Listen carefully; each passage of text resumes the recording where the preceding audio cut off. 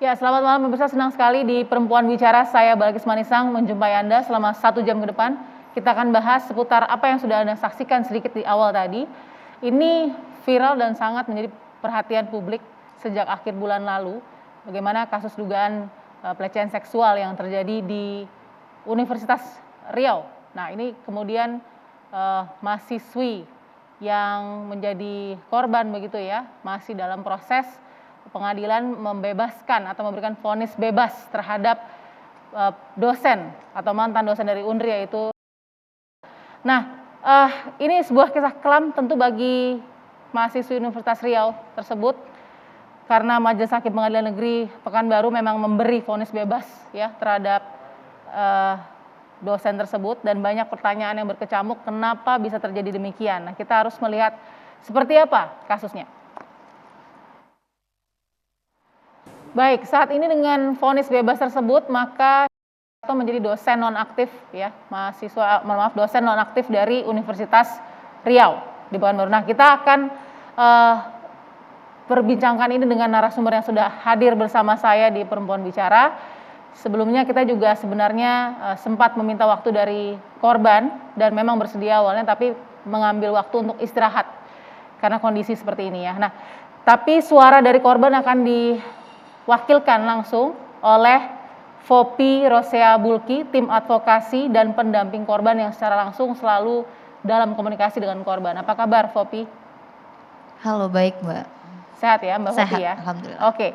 Lalu kemudian di sebelah kanan saya ada Mbak Livia Istania Iskandar, Wakil Ketua Lembaga Perlindungan Saksi dan Korban atau LPSK. Apa kabar? Selamat malam Mbak Livia. Selamat malam Mbak. Iya. Ya, selamat malam Mbak Alkis. Terima kasih Mbak Livia dan juga ada Mbak Asfinawati sebagai aktivis HAM dan tentu sudah pakar hukumnya nih di sini ya. Mbak Asfi apa kabar? Baik Mbak Alkis. Oke, dan tersambung juga secara virtual Pak Dodi Fernando, kuasa hukum dari dosen nonaktif Universitas Riau. Selamat malam Pak Dodi.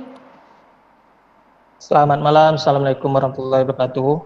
Waalaikumsalam warahmatullahi wabarakatuh. Baik, saya harus menuju ke perkembangan terbaru dulu dari Mas Dodi ya, dari Pak Dodi ya. Pak Dodi, pasca vonis bebas dan ada rencana untuk kasasi, bagaimana dari pihak Anda?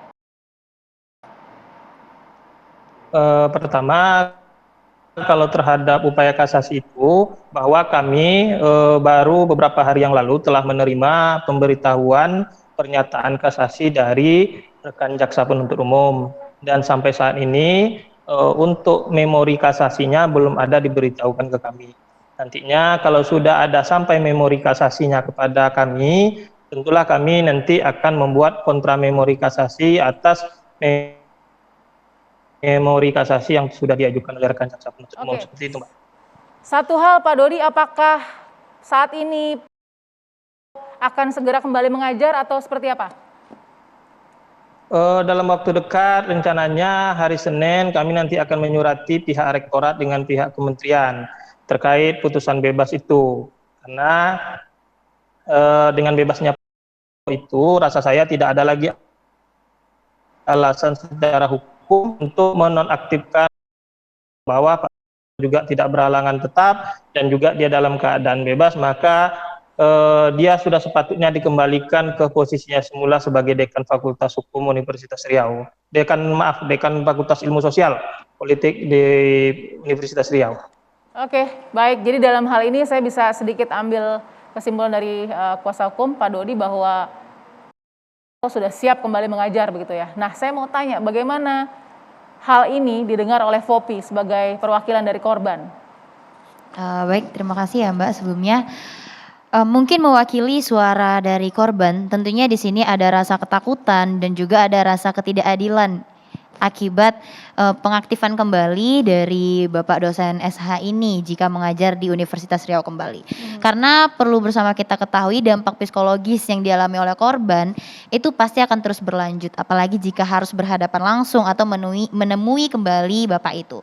Dan juga bagi rekan-rekan mahasiswa tentunya kami kecewa jika hal ini terjadi. Tapi kami tetap menghormati apapun hasil keputusan dari majelis hakim ataupun nanti apa hasil yang akan diberikan oleh Kemendikbudristek dalam hal ini gitu ya. Tapi besar harapan kami bahwa perlu investigasi juga lebih lanjut terkait bagaimana jika Bapak ini diaktifkan kembali. Begitu.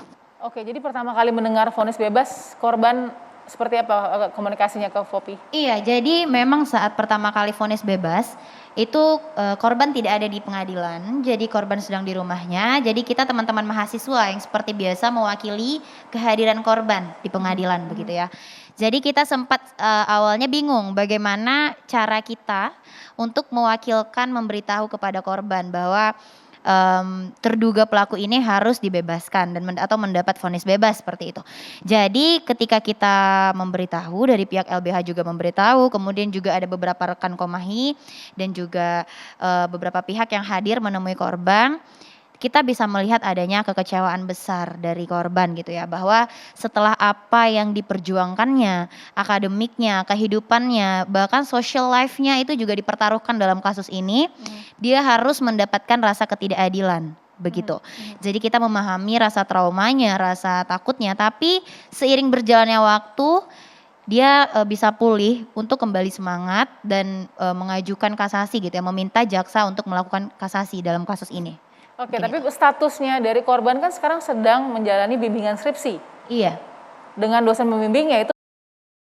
Jadi setelah kasus ini diangkat, itu pihak jurusan mengambil tindakan untuk mengganti dosen pembimbing. Jadi saat ini dosen pembimbingnya itu sudah diganti, gitu, dengan salah satu dosen perempuan yang ada di hubungan internasional. Oke, boleh nggak kita tahu juga psikologis dari kondisi mentalnya dari korban saat ini seperti apa gitu, Poppy? Baik, jadi saya memang beberapa hari ini selalu berdampingan dengan penyintas gitu ya, dengan korban.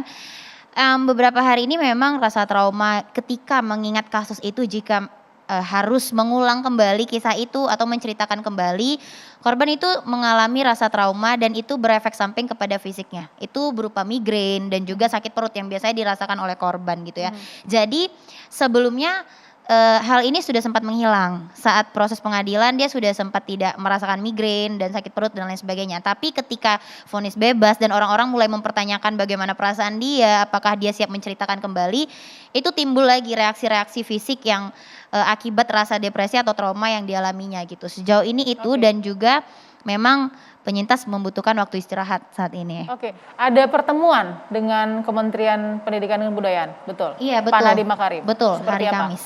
Jadi hari Kamis itu pukul 11 penyintas hadir ke Kementerian Pendidikan dan di situ ada Menteri Pendidikan Pak Nadiem, ada Ibu Katerina Irjen dan juga Profesor Nizam dari Dikti gitu ya.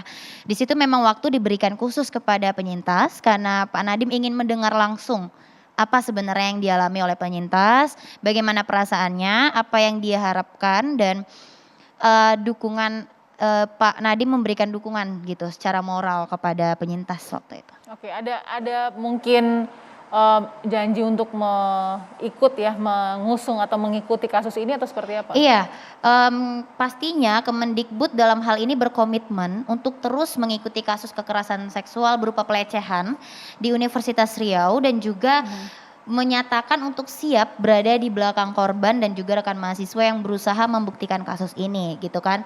Jadi memang dengan hadirnya peraturan menteri juga ya, itu merupakan salah satu wujud bahwa Pak Nadiem selaku menteri itu memang concern sama kekerasan pelecehan yang ada di kampus. Jadi dengan hadirnya penyintas ini menjadi salah satu trigger bagi Pak Menteri kita untuk menyelesaikan kasus pelecehan yang ada di kampus. Oke, tadi ada dampak fisik juga ya, berupa sakit kepala migrain dan juga sakit perut begitu ya, yang dirasakan oleh penyintas tadi ya.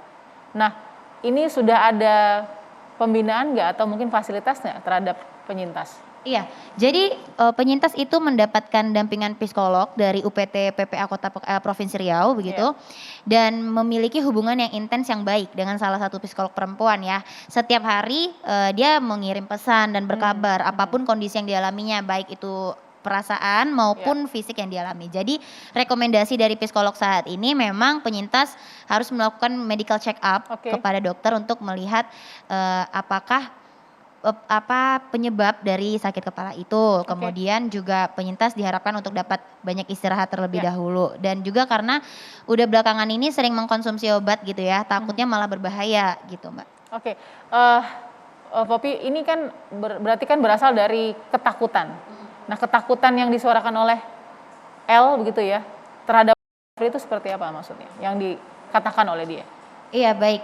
Ketakutan itu memang besar ya, mengingat juga sebelumnya status Bapak ini kan, dekan. Seperti yang kita ketahui dekan pastinya memiliki relasi yang banyak dan itu pasti ada ketimpangan relasi dengan mahasiswa, dengan mahasiswi apalagi dalam hal ini penyintas L masih berstatus mahasiswi dan tidak punya relasi yang banyak ya.